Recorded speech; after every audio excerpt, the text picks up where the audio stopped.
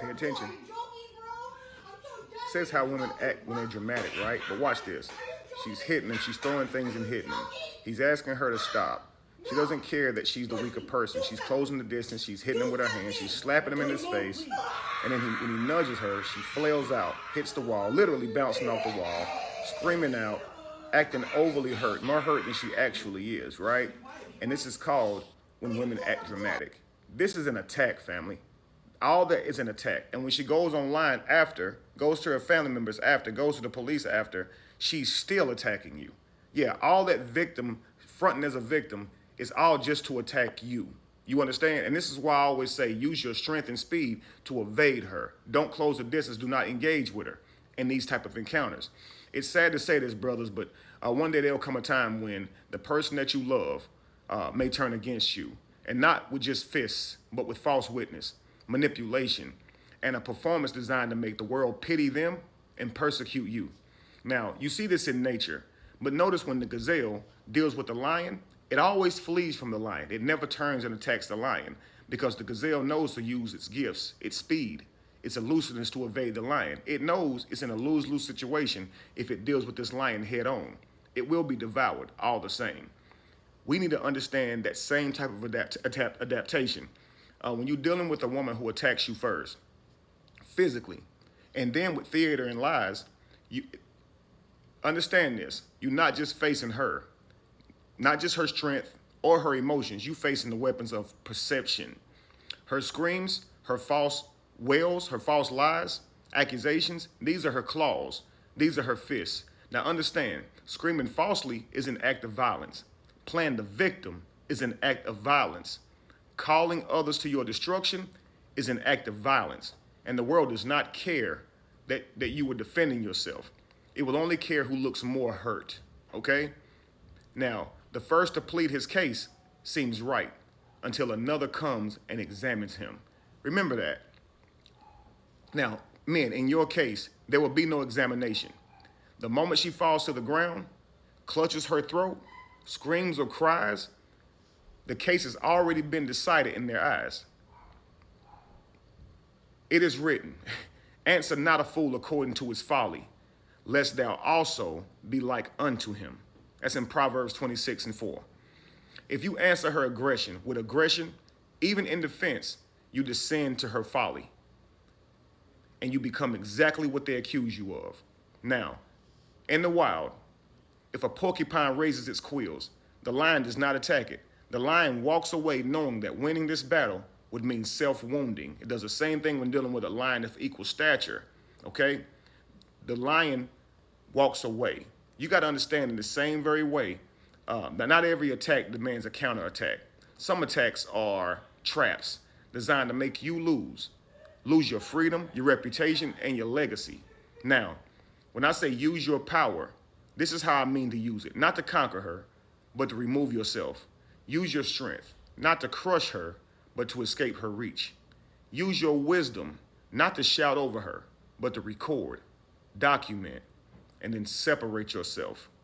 Do not fight the battle that she invites you into, because the battlefield itself is rigged against you. Do not contend with a man for no reason when he has done you no harm. Remember that, Proverbs 3:30. And I think a lot of times we forget that this is not self-defense. This is now an act of proving something, okay? And likewise, do not contend with a woman whose every action is a trap laid to ruin you.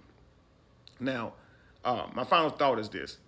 A wise man knows the serpent wins not by striking first, but by knowing when to stay hidden, right? The eagle wins not by fighting snakes on the ground, but by soaring above where they cannot reach. Rise above, flee the trap, save your energy for the battles that are righteous and winnable. Remember this, who fights and walks away lives to fight another day. But he who stays and falls into the snare may end up losing everything. I want you guys to understand something. My videos are to protect you, protect yourself, and to protect women, believe it or not. Even though I'm showing you guys that this toxic nature that can come from women, I'm showing you how to counteract that. I'm not telling you guys that women are the problem. They can be, and I'm showing you how to avoid that. When you guys go out into this world, you're not just going to deal with toxic guys. You're not just going to deal with the world that's set up to destroy you. You're going to deal with your female counterparts, who a lot of them have no good intentions for you. And you need to understand that. And you got to know how to protect yourself, because you are a protector, right? So if you can't protect yourself, you can't protect anyone. Do you understand that? So if you don't know how to avoid toxic women, you in a hell of a lot of trouble in life, okay? Because they constantly present themselves, and if you have low discipline, low sexual discipline, low emotional tolerance, low patience, you're gonna be tricked off the streets real quick, okay? Because you'll be easily provoked into doing something that'll cost you your freedom. You understand? And it may end up costing your life, okay? Her reaction to what you do or what you didn't do could cost you your freedom or life. So you have to understand how to avoid a toxic woman. A lot of people see my videos and think I have an issue with women. I do not. I have a daughter. I have a granddaughter. I have 2 wives. I just understand the world that we live in, family, okay? The moment that she's hitting you, she has no care in the world for herself. She's putting herself in a harsh position to even be hurt. You're physically stronger than her. One hit could end her life, okay? And it could ruin yours. And she's putting you in that position by hitting you first. The moment that happens, you should run from her and never get close to her again. Because as you can see, she was willing to throw your life away and hers, all right? And I gotta say this, the moment that you're overtaken by rage, say she hits you, she says something to you, she provokes you. When you're thinking self-defense, she was hitting me first. You're thinking, well, she was talking to me aggressively. But think about this. This energy right here is an act of proving something. You're not really defending yourself. She has no weapon in her hand. You do understand that her hitting you is not the equivalent of you hitting her. You're not that damaged. You're more durable. So you could eat that. Take the blow to your ego and escape her, okay? Knowing that this is about survival, right? But the moment that you close in and say, okay, I'm going to hit her back, this is an act of proving something. Do you understand? And this is avoidable. You prove something to her by taking it to the proper authorities. Tell what she did.